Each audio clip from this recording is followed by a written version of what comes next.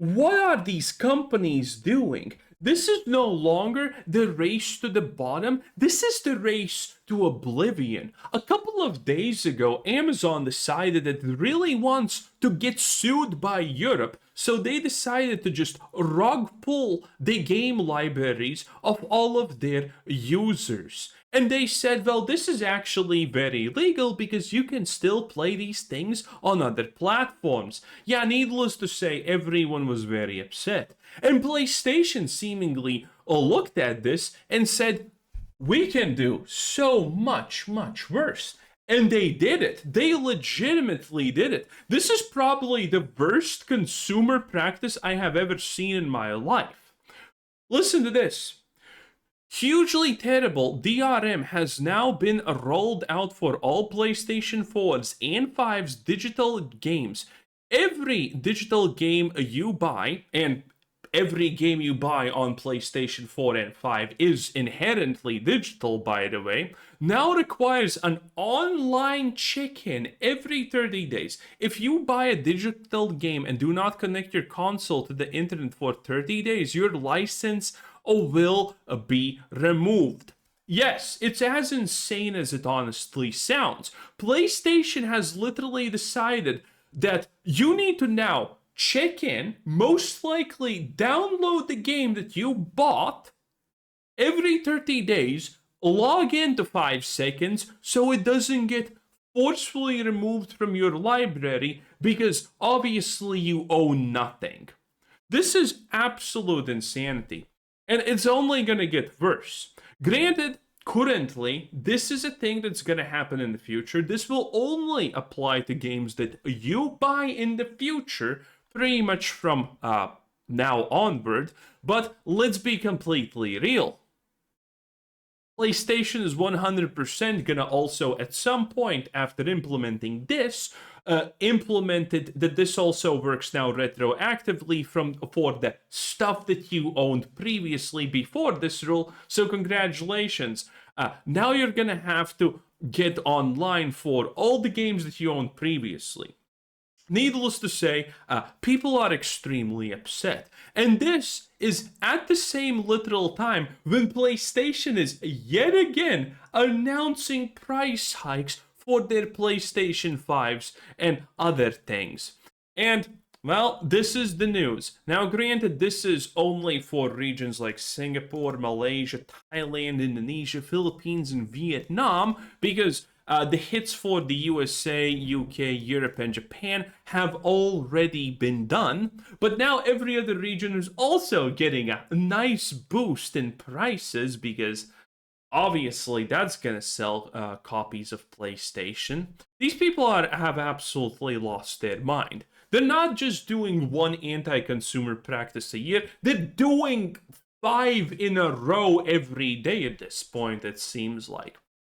And needless to say, this always online DRM thing, where this is an example of how it looks. Information don't start to get out. Console edition download status complete version 3.38.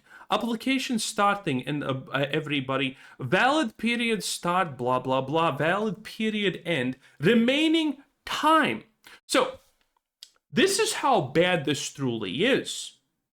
Because a lot of people don't really understand how bad it is. This shows the fact that you need to log into these games, which means, congratulations, if you own 10 games, now you need to log into 10 games a month. Otherwise, they're going to be deleted off your library, and you're going to have to buy them again. Now, obviously, the problem with this is PlayStation does not have enough space for the big games, which means you have to delete your existing games and install the other ones. So you need to spend time downloading it and then logging on. Otherwise, it doesn't work. Yes. So, needless to say, PlayStation obviously wants to do this. And I now know there are people who are fine with this because they own like 2 games maybe that they actually currently play. And the people who are saying that this is fine, what do you think is going to happen when you inevitably at some point buy a 3rd game or a 4th game? Do you really think that there's not going to be a situation where you do not forget to log on for 30 days? Because it's happening. It's 100% happening. A system like this is effectively a 100% guaranteed in a long enough time period to take away literally all your games.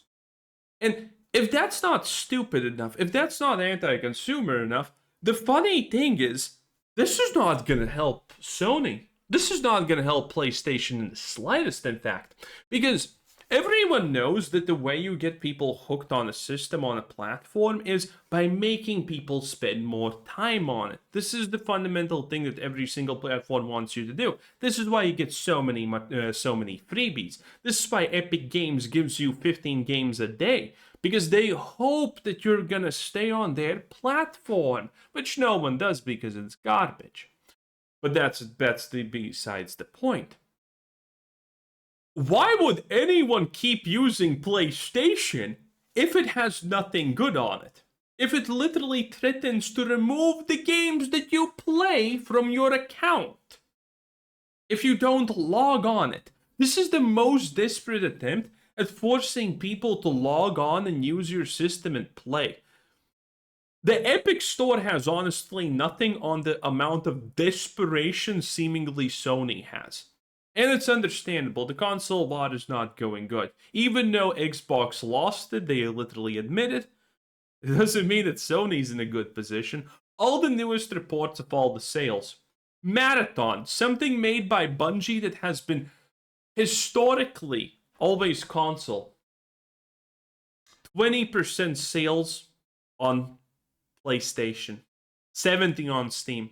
And this is the same statistic literally for every single pretty much game that's coming out.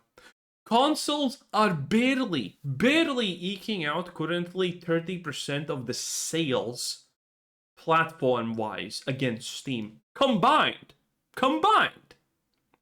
So that means on average, for every game sold, 15% of those sales on PlayStation, 15% on Xbox, or even less if you count other potential platforms that could sell, but that's a little bit redundant. They have nothing, and this is just a completely desperate attempt at making you use their platform through the worst practice possible. Because let's be real, if you lose a game because of this, are you buying it? A lot of people who use consoles to begin with are normies. And I don't mean this in a negative way. I mean, they don't know any news about PlayStation. They have no idea what's happening. They have no idea what's the financial situation there. Exclusives, they don't know none of this. They just own a PlayStation because they want to play a game every now and then. Those people are one day now gonna log in and find their shit missing, and they're gonna be rightfully very upset.